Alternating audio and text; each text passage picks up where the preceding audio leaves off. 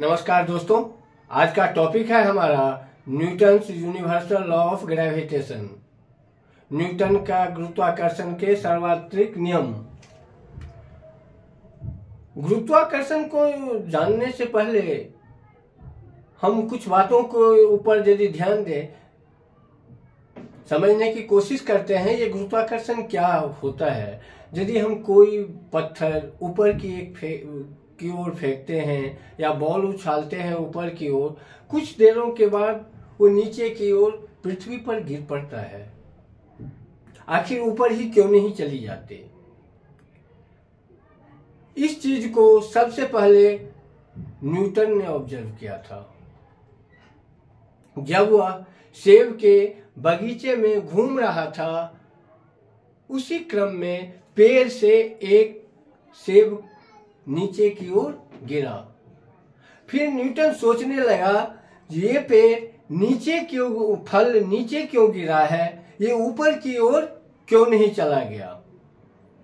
इसी क्रम को आगे बढ़ते हुए आखिर उसने ये पृथ्वी सूर्य का चक्कर कैसे लगा रही है और इस ढंग से अनवरत इतने दिनों से कैसे चक्कर लगा रही है। फिर चंद्रमा पृथ्वी की चक्कर कैसे लगा पा रही है। यदि कोई कण लगातार किसी सर्कुलर पथ पर गतिशील रहेगी तो उसकी एनर्जी क्षीण होगी और धीरे धीरे उसका जो पथ है वो छोटा होता जाएगा और कभी न कभी आके वो केंद्र में चली जाएगी और उसका अस्तित्व विहीन हो जाएगा, अस्तित्व खतरे में आ जाएगी। इन सब सारे सवालों का सॉल्यूशन करने के लिए काफी दिन प्रेक्षण के बाद न्यूटन ने गुरुत्वाकर्षण के एक सार्वत्रिक नियम दिए, जिसे Newton's universal law of gravitation के रूप में जानते हैं। उन्होंने क्या कहा? ब्रह्मांड के दो कणों के बीच एक आकर्षण का बल लगता है जो दोनों पिंडों के द्रव्यमान के गुणनफल के समानुपाती होता है और उन दो कणों के बीच की दूरी के वर्ग का व्युत्क्रमानुपाती होता है। Newton's universal law of gravitation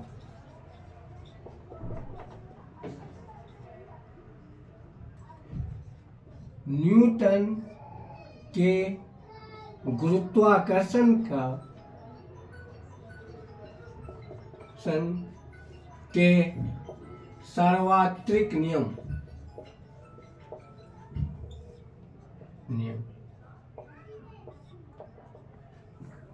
इसके अनुसार कहेंगे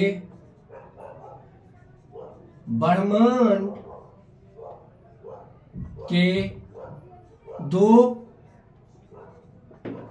कणों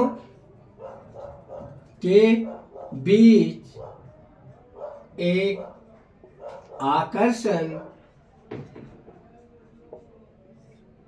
का बल लगता है।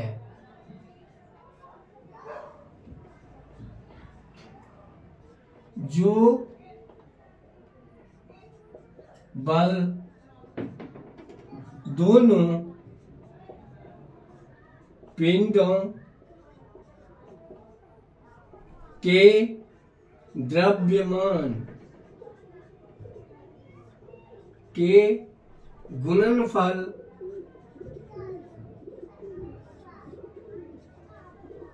के समानुपाती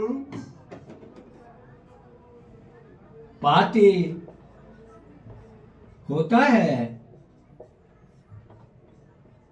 तथा उन दोनों पिंडों के बीच की दूरी के वर्ग का व्युत्क्रमानुपाती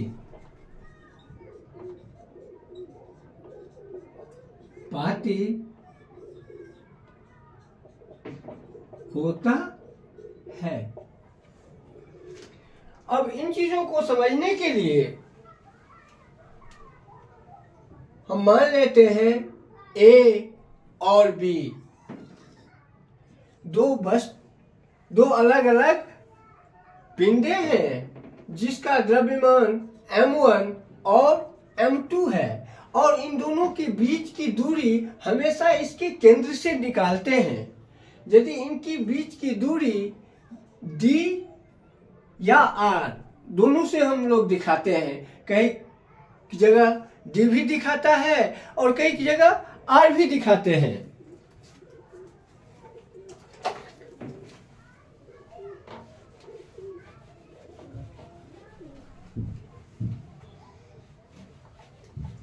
हम लिखेंगे माना कि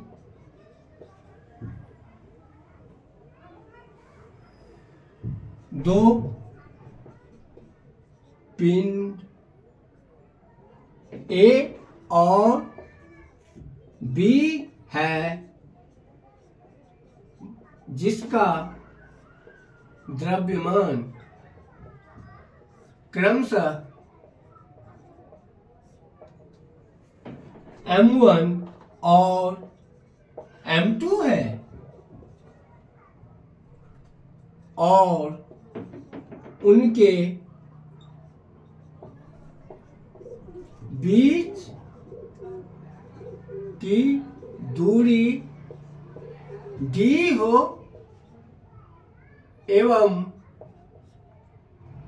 दोनों कणों के बीच लगने वाला गुरुत्वाकर्षण बल F हो है तो न्यूटन के गुरुत्वाकर्षण के सार्वत्रिक नियम से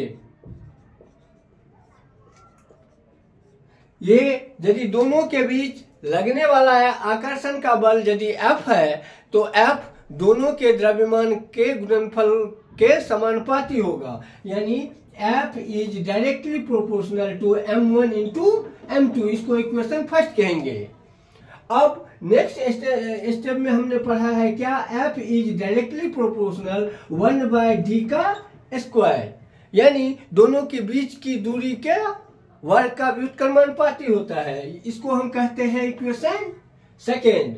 अब दोनों समीकरण को यदि हम इकट्ठा करते हैं, एक जगह करते हैं, हम लिखेंगे यहां पे दोनों समीकरण का एकीकरण करने पर दोनों समीकरण का एकीकरण करने पर F is directly proportional to m1 into m2 बट्टा d स्क्वायर। ये m1 और m2 ऊपर में दोनों के गुणनफल के समानुपाती होता है, और उनके बीच की जो दूरी होती है उसका व्युत्क्रमानुपाती होता है। अब जैसा हम लोग पढ़ते हुए आ रहे हैं, जो कोई समानुपाती के निशान को हटाते हैं तो इसके लिए हमें एक कांस्टेंट से गुना करना पड़ता है दूसरी तरफ। तो वो जो कांस्टेंट है वो यहाँ पे हमेशा हमेशा के लिए कैपिटल G का यूज किया जाता है। G m1 इंटू m2 बट्टा d स्क्वायर। इसे G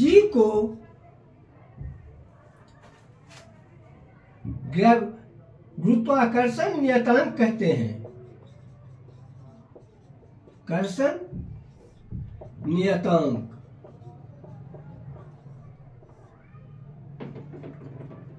या ग्रेविटेशनल कांस्टेंट।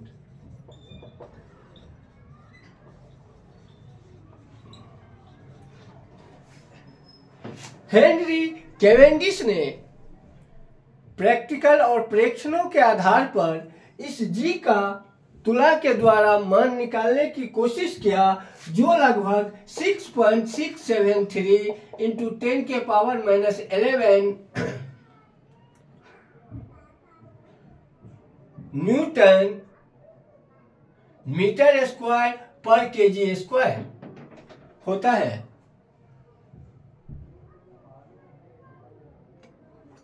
और यदि इस जी को हम आगे बढ़ाएंगे तो क्या होगा, G equal to F into D square बट्टा m1 इंटू m2।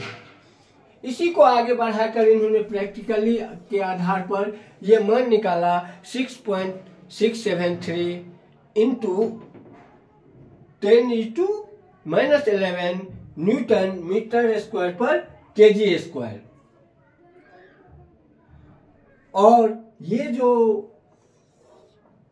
F बराबर G into m1 into m2 बट्टा R स्क्वायर या D स्क्वायर, ये गुरुत्वाकर्षण बल निकालने के फॉर्मूले हैं। यदि आपको हमारी ये वीडियो अच्छी लगे तो वीडियो को लाइक कर दीजिए, चैनल को सब्सक्राइब कर दीजिए।